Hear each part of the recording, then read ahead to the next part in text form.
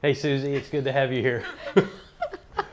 Thank you for having me. So, I'm Chaplain Ron Pierce, and we've talked earlier, and it's really good to be able to have you here, kind of in an informal scenario, as we can maybe just chat for a little while and talk through some issues about suicide prevention. We're very excited about the fact that you're going to be coming next month. September is Suicide Prevention Month, and we're going to have you as a guest speaker. So we're looking forward to that. And kind of as a build up to that, just wanted to spend some time right now with you kind of talking about the topic a little bit. So I'm Chaplain Ron Pierce with the 189th Airlift Wing at the Air National Guard here at Little Rock Air Force Base.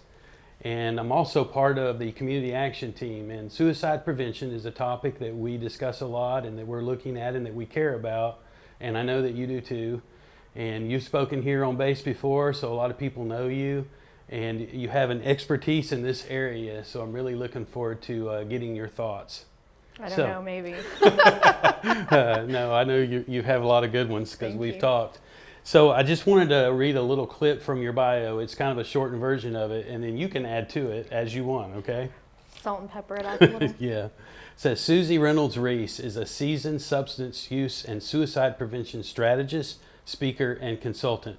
She is a published author with a robust collection of over 10 training-focused programs and 2 literary books. She is a national speaker and an international mental health advocate. So what would you like to add to that? I'm not really sure at the moment. I think it sounds really fancy when you hear it like that, but I've been here for the whole ride, so it's not as fancy as that. I guess I've been doing a lot of work throughout the community all over Arkansas and then beyond, and so as strategists, it's like, what does that really mean? But I think that means digging into community efforts and looking at issues that affect us on different levels and throughout different types of organizations and systems. So you can't really put that experience in a sentence. Right. Sometimes people call me the Southern Fried Asian, so maybe that's just what I should go by. It's a lot better than my previous nickname, so I will say, it was Suicide Lady. Oh, no. Yeah, I didn't get invited to any parties. But they meant it in the best way possible, so I think that's what we think of when we think of what people do. We want to put that as who they are. So for me, it was a bit of an honor. It just wasn't the best way to introduce yourself. So. Right. Well, the suicide prevention can be a very heavy topic, and one of the things I already appreciate about you is you kind of help people feel at ease about being willing to talk about it and kind of open up a little bit, and I know that's what people love about you. So I'm looking forward to have some questions here, kind of spark a little interview, so I'm looking forward to getting your input. So one of the things that I wanted to bring up, I've noticed over time that the topic of suicide prevention can be very hard to talk about, and I just wondered if you had something you'd like to say about that and why that might be for people. Well, I think that it's a layered issue, and when we talk about suicide, we do our best to put it into one little container and say that this is what it is, but it's so many different things altogether. So I always enjoy looking at the history of how we came to be where we are. And when it comes to suicide, historically speaking, we as a society, especially in Western culture, have been taught not to talk about it. There were punishments. There was a lot of stigma associated with someone having died by suicide and those who survived. So throughout history, it's been taboo, and it's been something that just has been pushed aside. People were very fearful of it, and originally it was a fear of lots of different things. We're not going to get too far into it, but I think that there was this innate concern that people were just innately bad, and there was nothing that could be done. So we just kind of set them aside and said we wouldn't deal with that. Right. So that's how it started, and I think that as we became more aware of mental health, of physical health, of how the brain functions and all of the different components of what that means, we started to learn a little bit more. We know that people have lost a lot of people to suicide in the past, but they may not have talked about it. They may have said something else happened or lied altogether, or even just kind of hushed and were whispered about. I think that created problems because that meant that they felt isolated in their loss. And I think that in itself, it means that we're not having these conversations, we're not sharing this information, we're not telling other people what's going on. And so we feel very alone in it when there's more and more of us that are dealing with it. Right. And then I think too that it is heavy, and it's not a fun topic, right? It's not something that people feel like they can just break out in the middle of any time. And I think that that's a bit of a disservice to it, honestly. And when I look at suicide prevention, I don't look at it as something heavy. I think suicide prevention should be something light. I think it should be something that we enjoy doing. I think that it should be something that brings us feelings of connectedness, feelings of hope, feelings of opportunity. But too often we make it something sad and depressing, and then we tell people good luck, and that's not enough. Right. It is a sad and depressing topic already. What can we do to change that and change the way that we look at it? And we have to start doing that in order to give it a real chance of being effective. That's very interesting. One of the things you said that really stood out to me is people who've experienced loss, because of the fact that we have a stigma around suicide and suicide prevention, they don't get the help they need, but also the rest of us don't get to glean from them the experience and the emotions and everything that they're going through. So well said. So you and I have talked before, so I kind of already know about this, but why don't you share just a little bit about why you got involved with suicide prevention in the first place? I think with most of my life, everything was an accident. So, and that's kind of what happened. The very beginning of what happened was, unfortunately, I experienced a loss. My father was first sergeant in the caisson in the 3rd Infantry of the Army, and he passed when I was 10 years old. I had just barely turned 10, so it was about a month after my 10th birthday. He died by suicide. And so it was an experience that I endured, but I didn't necessarily realize that that was something I wanted to do. No one wants to do suicide prevention for a living, right? I realized very early on after his loss that people were really uncomfortable, not just because they had lost someone and they were grieving. It was this topic in itself and what happened and the situation around it. And I noticed that they would say what they had to as far as information around what happened, but then after that, once it wasn't necessary anymore, we didn't talk about it anymore. And I realized that other people within the circles of my life were dealing with it differently. Some didn't deal with it at all. Some tried to avoid it. Some tried to kind of quietly handle it. And I think that was difficult because you learn in grief, especially when you're grieving in front of a child, that it's very important that you model healthy grieving. And you say healthy grieving, there's a lot of grieving that is healthy that you wouldn't think is healthy. Crying can be healthy. I didn't really see healthy grieving because I don't know that anyone could understand what happened, honestly. So what I did was I started learning about why. I tried to understand suicide. I tried to understand the experience that I had gone through, what my father had gone through, why he would do something like that. And I learned as much as I could. I remember people often saying that there's not a lot of information around the topic of suicide, and I have to completely disagree. I just think that it's been in different formats, and it hasn't been called suicide prevention throughout history. We looked at it as philosophy. We looked at it as literature. I mean, to be or not to be, right? I think that there are so many different ways that we have spun that concept throughout history, and people didn't really realize that there's a thread of suicide all throughout time. So several years back, I wanted to start volunteering, and at first I looked at helping children who had been either neglected or abused, and I just thought, oh no, I'll get attached, and I don't know that I could survive some of those things to witness. And so it just haphazardly, it was sent an email, and someone said, hey, there's a group that is talking about suicide. I know that you've talked about it in the past, and you've done a few things here and there volunteering, and you might be interested in connecting with them. And I was like, okay. And so I went to this meeting, and they just started telling people I was in charge. I think that way that if anyone got blamed, it would be me, No, I'm kidding. But I ended up finding something that not only impacted my life very early on, but that I had learned about through my own way over time. And I found that even then, people were still really uncomfortable and didn't necessarily know where to look or where to go for that kind of information. And so in some ways I had an advantage because of what I had gone through.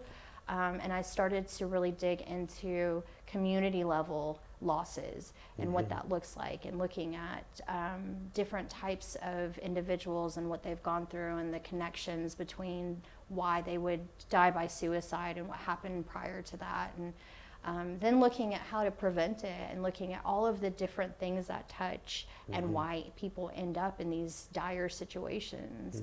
And I find that there's a lot of people out there that want to help. And there's so many people willing to help and willing to learn, but oftentimes we don't highlight that enough. And so when someone is in that situation, they feel like no one cares and no one has the ability to do anything. So that volunteer work ended up leading into multiple positions and opportunities, and then it's just kind of expanded from there. Wow, what a journey. Yeah, that's exciting. And you know, obviously bringing to the table your personal experiences is a great help, but also just hearing your passion and also your desire to find solutions. So yeah, thank you for that. Thank you. So Suicide Prevention Month is something that we're putting an emphasis on in September. And I just wanted to bring up basically the theme for Suicide Prevention Month. It's connectedness. And some of what you've said already kind of touches on that.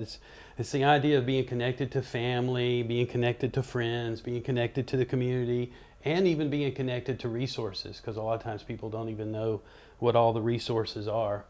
So the slogan for our theme in September is Connect to Protect. And I just wanted to kind of get your thoughts on that as we approach September and being able to emphasize that and showing care for people. How important is the idea of connections when it comes to suicide prevention? I think that is probably top two, if not top one. Right. And when you think of connectedness, I think that a lot of times in someone's head, they may hear that and think one thing, right? We think maybe relationships, but connectedness means much more than that, really. So connectedness can be spiritual connectedness, it can be physical connectedness, it can be an intellectual connectedness. There's so many different components of what being connected means. Right. It means trying to find ways of reaching out and tethering to support, tethering to things that are protective. There's a community back in the 1950s that they found that had a lower rate of suicide and a lower rate of heart disease, a lower rate of pretty much any physical ailments, right? And these sociologists went into this community, it's Roseto, Pennsylvania, and they found that most of the people that lived there were actually from Roseto, it's Italy. And when they came over, they thought, well, maybe they have different types of food that they're eating. Maybe there's something in their diet that's going on. Maybe there's something here. Maybe there's something there. Maybe they're more physically active. And something they found in the water. Right, something in the water. And so they started looking at all of these different people, and they found that they had people that were more obese. They had people that had all different types of issues going on. They weren't eating anything specifically that set them apart. Communities that were near them also had higher rates of all of these issues, suicide, heart disease, all of this stuff. So it wasn't the air, it wasn't the water, right? But they found that they still adhered to that sense of connectedness. Okay. There would be 3 generations of family living under one house. They all went to church on Sunday, and they all knew one another, and they made sure that they had conversations, and they were actually there for one another, and they had deep connections, not superficial connections where, hey, how are you doing? You know, fine. They found that it wasn't something that they could not necessarily measure on a scale, right? Because we're talking about relationships, so how do we measure that? But they knew once they saw this community and they compared other communities around that these relationships were very deep and very valuable. One of the lines that the sociologist said was, these people were simply dying of old age. That was it. Wow. So to me, I think that we see that in little populations all across, right? And of course, things have changed a lot since the 1950s, and we have different technologies and ways of communicating, right? But are we really communicating? Are we having deep connectedness? And I think that that's what we're talking about when we talk about connectedness. We have to actually dig into the people that are around us, check in on them, make sure that they're okay. Send a note, send a text, just let people know that you're there. But be vulnerable when you need to be vulnerable. Let them know that you're willing to do that, because you know that that allows them to feel comfortable to do that when they need to do that. It's easy to say, right? Very easy to say, very hard to do, especially in this realm when we talk about mental health and even suicide prevention. So we're some of the worst people when it comes to that. But everyone is going through something, especially right now. Everyone could use another person saying, hey, you're not alone in this. I'm here for you. If you need me, just let me know. Or, hey, how was your day today? What's something good that happened to you? How do we start these kinds of conversations and build those deeper relationships? That's great. Yeah, I've noticed that in my own efforts to help people and just observing what's going on around. We've got social media and we've got technology and all kinds of ways to connect, but especially with the COVID-19 concerns and everything, people are just so distant from each other, and some of the connections are very superficial. And so when somebody has a real need, they can feel lonely and they can feel isolated. So very good. So thinking about, we obviously in the military and other environments, we really want to help people with this topic, and we have training and we have leadership involved and we have community action team and all of that. As you think about our current methods for trying to help people with suicide prevention, what would you say are some ways we could improve or some paths we could take that might help in this? Well, there's always more that anyone can do. And I think that's the difficulty, because it tends to come back to, we feel like we have to have more people or we have to have more money or funding or whatever it is. But oftentimes I find that we overlook some of the simpler things. So I think that when it comes to the military, you guys are doing more than most, right? You do a lot of trainings. You always try to incorporate things. You have Green Dot, you have suicide prevention education, you have all of these resources, and yet we still have people that we're losing. So I think that in that, we have to really look at the efforts that we're doing and realize too that too often we lean on one area more than another area. So that means looking at what we are doing. So anytime we talk about training or education, speeches are wonderful, right? If you have a good speaker, if you have someone that can connect, trainings are wonderful, but they are not enough alone. You cannot put everything on that alone. You have to actually talk about crisis planning. You have to talk about postvention. You have to talk about real prevention too. And that's not just education, but that means having coping skills, resilience. And you guys do a lot of resiliency training, right? So what are we doing with those things, and how are we following up on those things once we do implement them? And that's on a larger scale. Then we look at it at an individual level. What are we really doing to connect with the people around us and have these conversations, not just because I have to go to my training and they're making me, but what are we going to do in the next week or so? It's easier when we look at it. It can be much easier than what we make it, but we make it too hard too often. So I don't feel like a lot of people do actual suicide prevention, honestly, and that's like a bad thing to say in this realm, right? I think we do early interventions. I think that when we're worried about someone, we have a really uncomfortable conversation after we've talked ourselves up for 3 days and said, okay, I'm going to do it tomorrow, right? And then even then it's really uncomfortable and we don't know what we're going to do. And oh my gosh, what if I upset them or whatever else?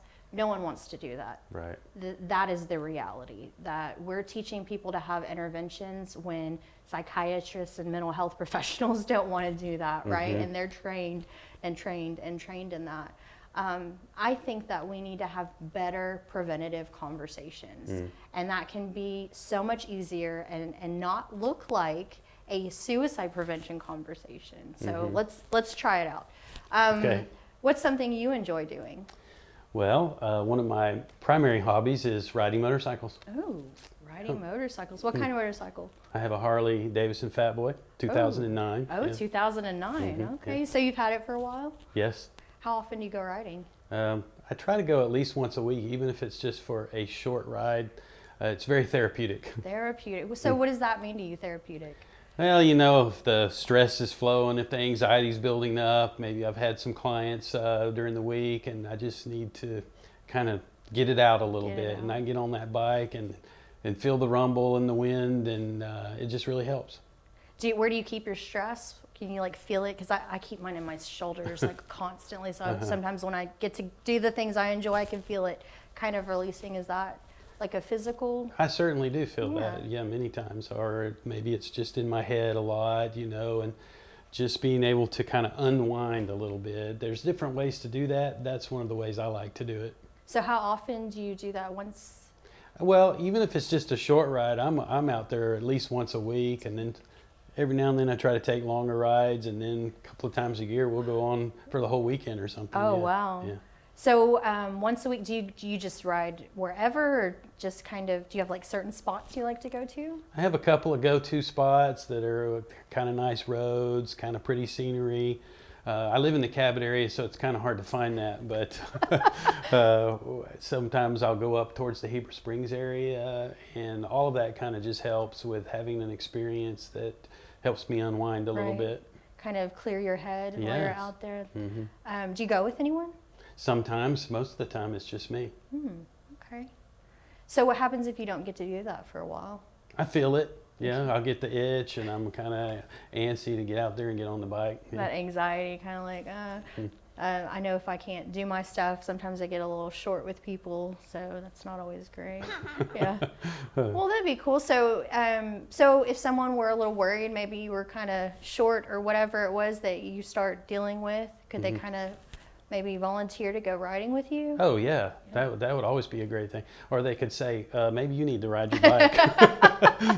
Just be direct about it. Yeah. Have you ridden your bike Right. lately? What an easy conversation to have, though, right? Yeah. I think that's the thing, though. When we talk about suicide prevention, we don't look at it in that way. No, right. And what we're talking about right now is what you do for yourself. So that self-care. And you talked about how it feels therapeutic, how it helps you clear your mind, how it gives you that break that you need to kind of process some of the things that you've gone through.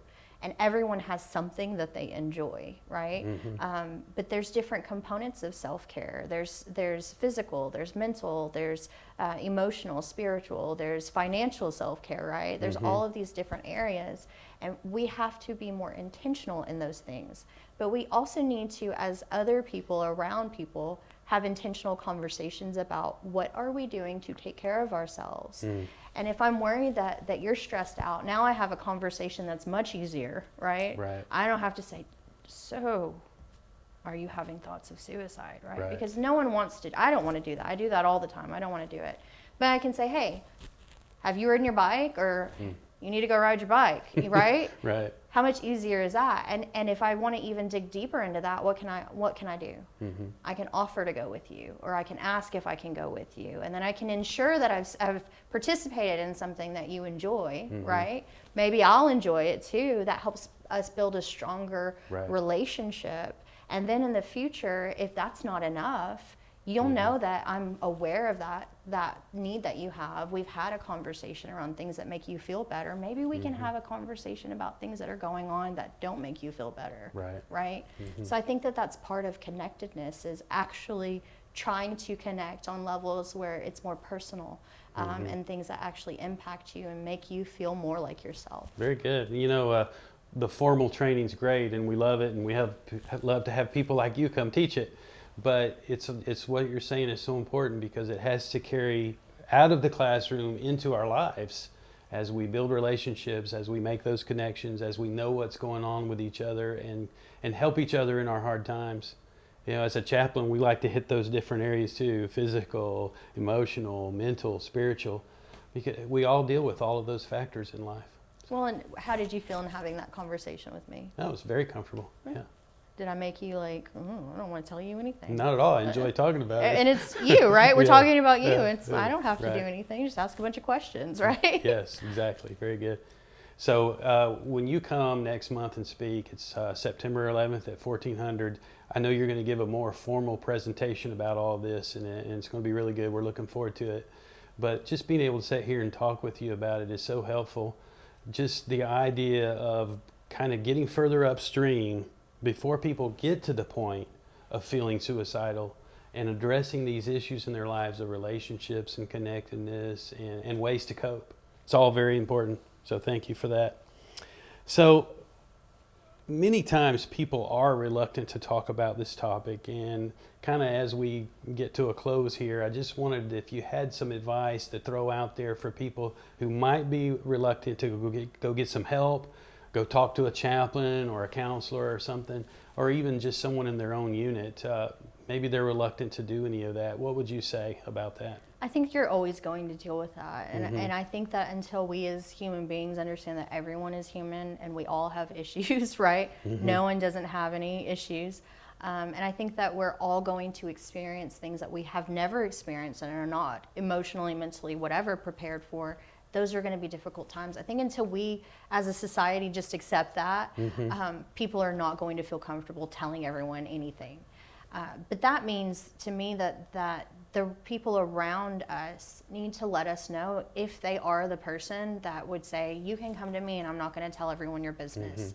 That doesn't mean I'm going to promise that I won't tell someone that is a professional that you need help or get you to that help. I'm not promising secrecy, but I'm promising that I'll be a person that you can talk to, and I'm not going to tell anyone else in our circles what you've said and make it an issue of mockery or judgment or any of those things, right?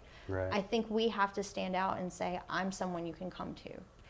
And then model that, show people that we are, because if you go around and talk about everyone, no one's going to come to you. But then too, we have to accept that there are going to be people that don't feel comfortable. And that means looking at why.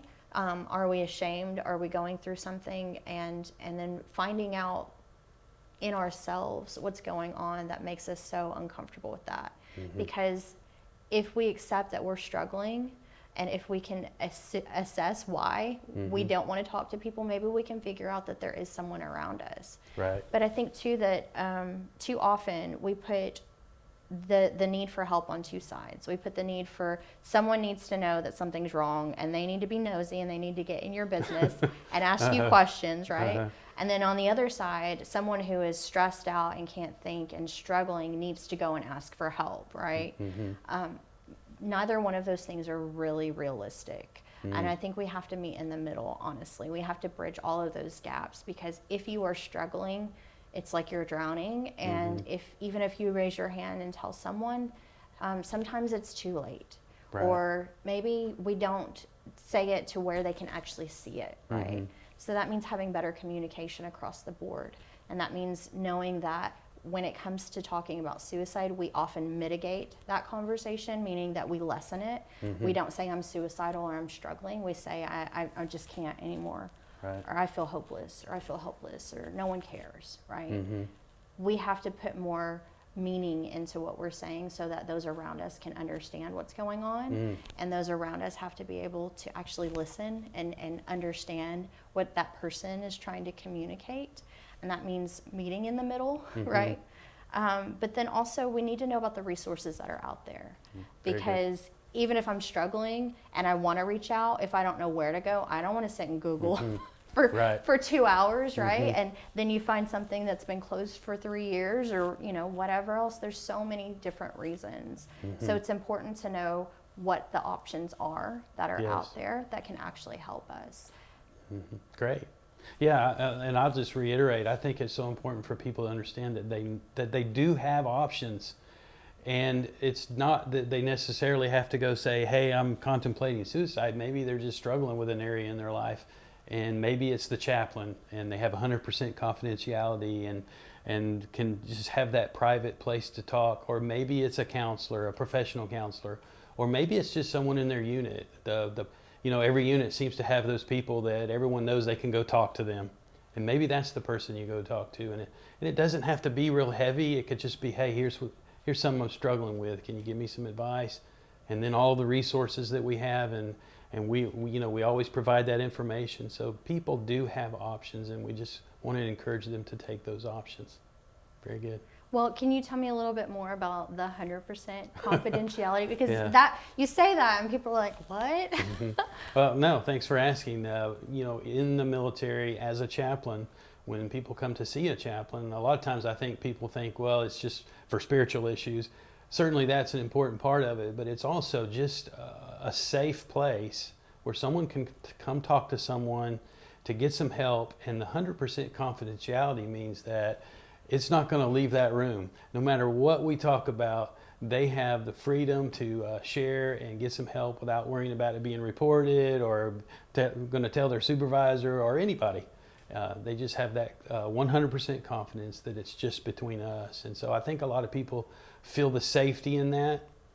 And maybe that's a segue to say it would be helpful in the larger society if we help people feel safer and more comfortable coming to talk, then they might be willing to open up more. Right. Well, and I think that you have a unique role because no one else has that, right?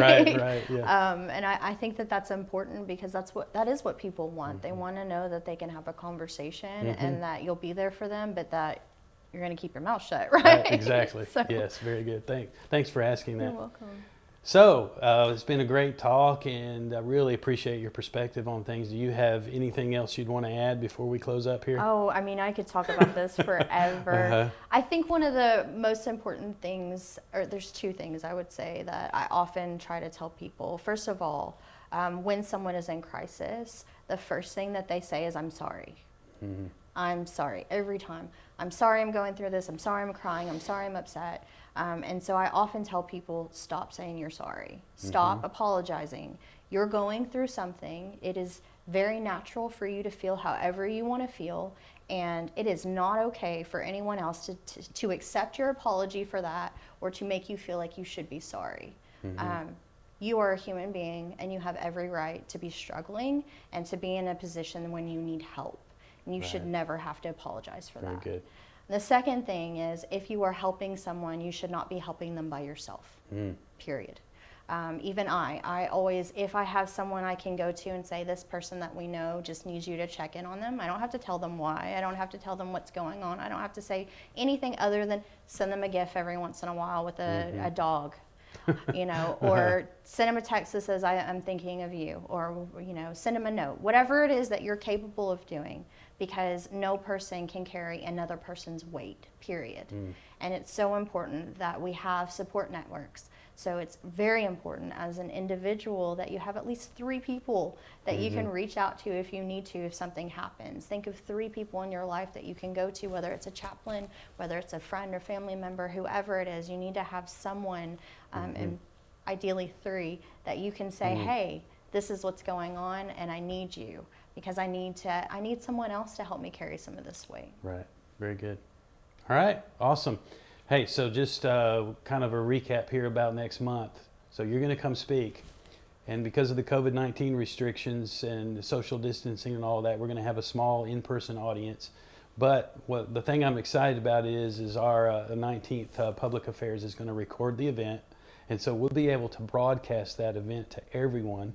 And we'll get the details out on all of that. But people can go watch your presentation later, either individually or as a group. Eat popcorn while they and do. eat popcorn and have a discussion and just be able to utilize that as a wonderful tool. So I'm really looking forward to it. Well, thank you. Yeah. So thanks for being here. Thanks for being willing to chat with me. No problem. I enjoyed it. All right. Have a great day. You too. Thanks.